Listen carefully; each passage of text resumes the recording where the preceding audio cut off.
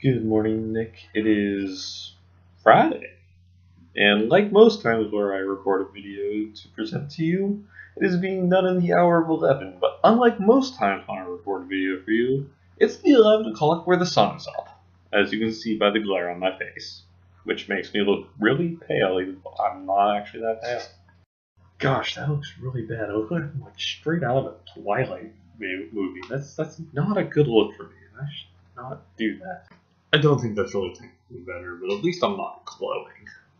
Nick, speaking of things that can and will be held against you for the rest of your life, let's talk about politics, because I haven't done that in a while.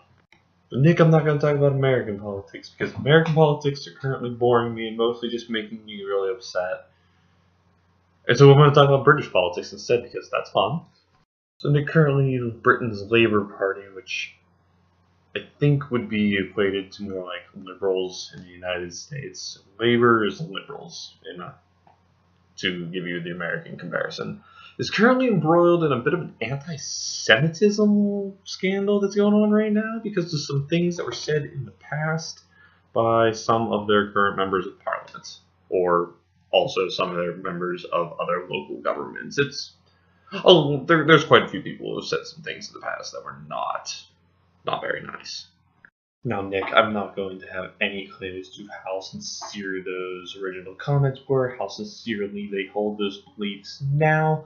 Some people have apologized for them, some people have not. I don't know. But the point is it doesn't matter that those people no longer do or don't believe those things anymore. It has stuck to them, and it has stuck to them hard.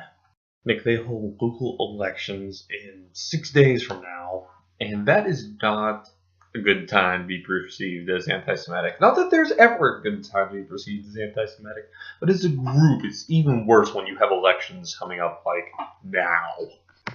And Nick, it probably doesn't matter how hard they seem to apologize for these things because it's already been said, and now people doubt the sincerity of their apologies. And so we do live in a time where things are recorded, things are posted on the internet. He said into a video camera to a video that he's about to post on the internet that can never go away. Once those things are up there, once those things have been uploaded, it's done. Over. You can never take those words back, which is one reason why I try to be as specific as possible and non-inflammatory as possible when I talk on the internet. And it's just really frustrating because people can never get away from that stigma. All you need is for one person to find it, for that thing to go viral, and if you had any political aspirations, desire to make your country better, you've changed in the last 10, 15, 20 years, and it doesn't matter.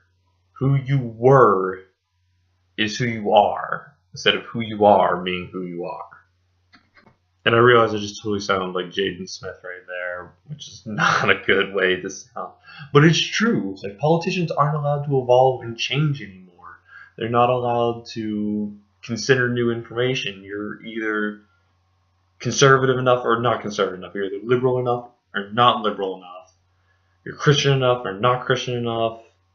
In American politics, it usually doesn't go too much beyond that, even though we have freedom of religion. And it's just frustrating. People cannot shift their positions without being seen as not X enough.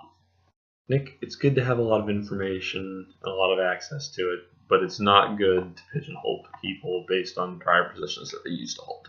Nick, I'll see you on Monday.